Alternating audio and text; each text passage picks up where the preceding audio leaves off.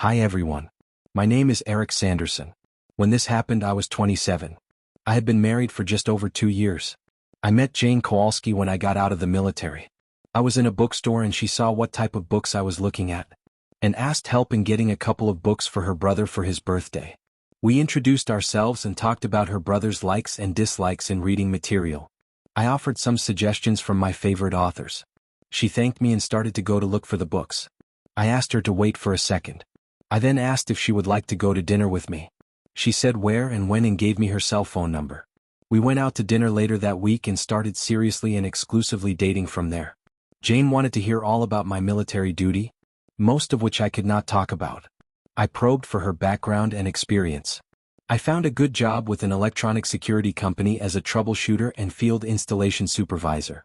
My area was the local metro area. Nice job, good pay, and more importantly only about 2 hours a day of office time. After about 6 months on the job, I asked Jane to marry me and she said yes. We got married about 18 months after we met. Things were fine for the first year plus with good company, great intimacy, and lots of conversation. Then things started to change. At first, like most mere men, I did not notice a great change. When I finally noticed, I realized that Jane was not her usual cheerful self at home. She stopped asking about my day. Our intimate moments felt more obligatory than affectionate. And she no longer seemed interested in the activities we used to enjoy together. No date nights, no friends over for cards, no time in the public with me. When I suggested something, I was shot down with not in the mood, not feeling well, and just doesn't sound like fun. Of course, the Tuesday nights with the girls did not have those complaints. And to be fair, she never complained when I went out with my guy friends or my weekends fishing. One day I got home a little early and I overheard part of a phone conversation Jane was having with her sister where she said, "Eric just doesn't excite me anymore, he's no fun." Then she looked up and saw me and blushed and quickly ended the call. I asked, "Do you want to talk about this excitement or fun problem?" I was hurt, sad, and mostly angry, so I added, "Isn't it nice that you can talk to your sister about our problems but you can't talk to me?" Jane started to say something but only sobbed and ran out of the room. I heard the bedroom door close and went into the living room and sat down to think about what I had heard.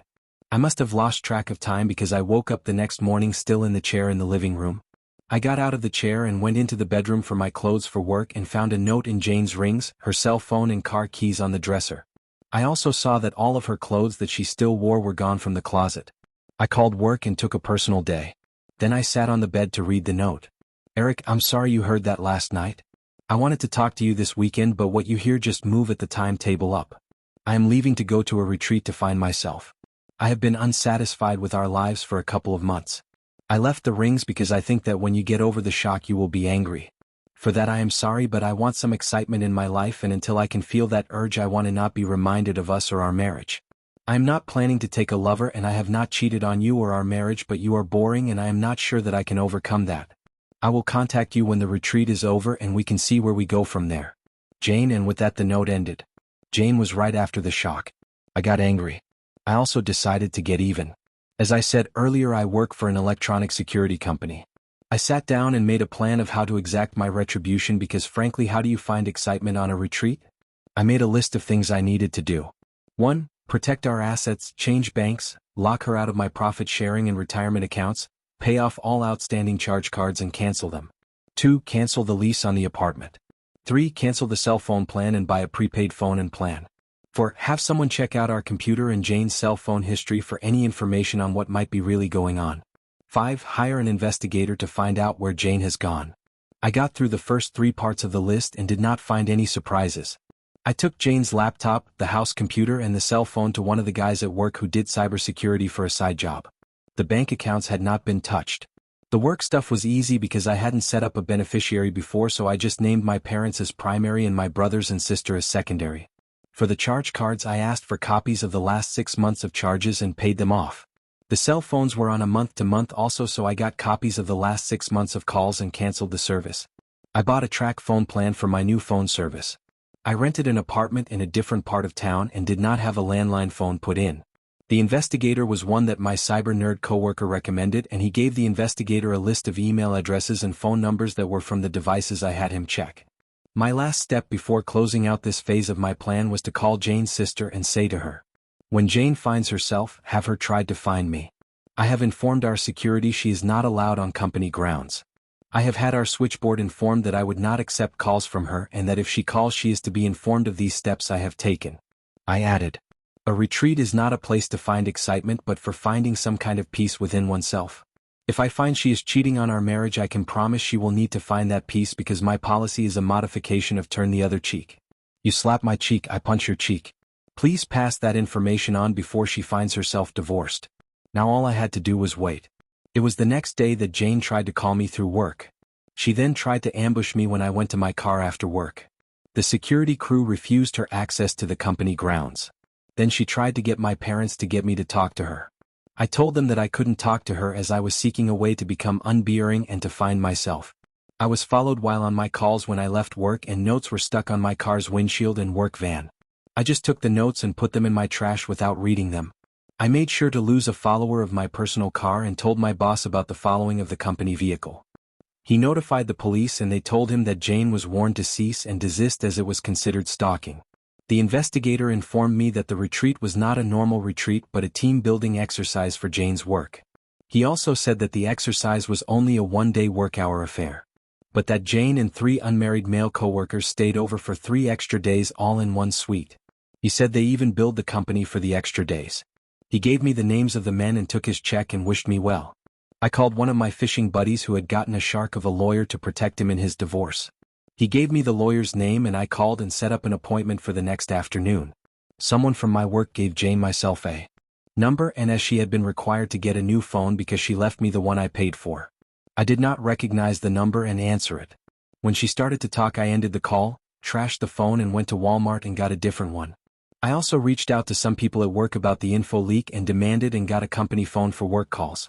I did not give the company my new personal phone number. I talked with the lawyer and she said that if I could prove adultery I would be off the hook for spousal support.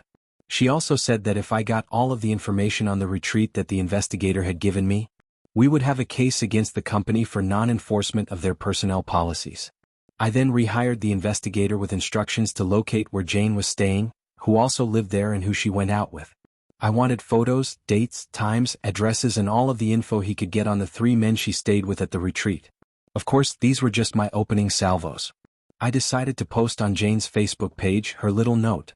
I had my cyber guy hack her account and post the note and had him also send it to all of her Facebook friends and likes.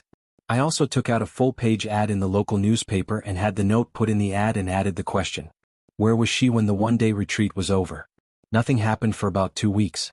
Then the fecal matter hit the oscillating and rotating air-moving device. Jane and the 3 guys were fired.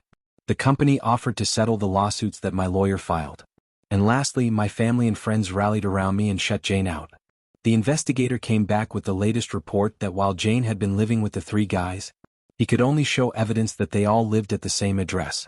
That turned out to be okay because the lease agreement only allowed persons who were on the agreement to stay more than 2 days without the apartment management being informed.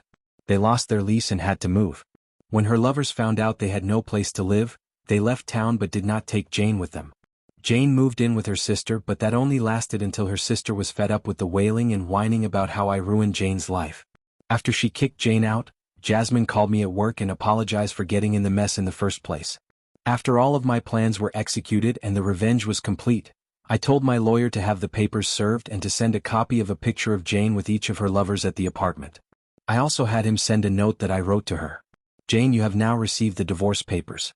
I hope you realize how badly you have hurt me. I do love you but I will not stay married to a liar and a cheat. I hope you found yourself on the retreat. I'm sure that all 3 of those men found you. I know all about the firing and I am surprised that the company did not have all of you arrested for fraud. Now that you understand that I am aware of all that you did since your retreat, I expect you to sign the papers as written. If you don't, I will withdraw the current divorce terms and share all the information I have about your behavior with your family, your church and all your friends. I will also do to your Facebook what happened before with the new info.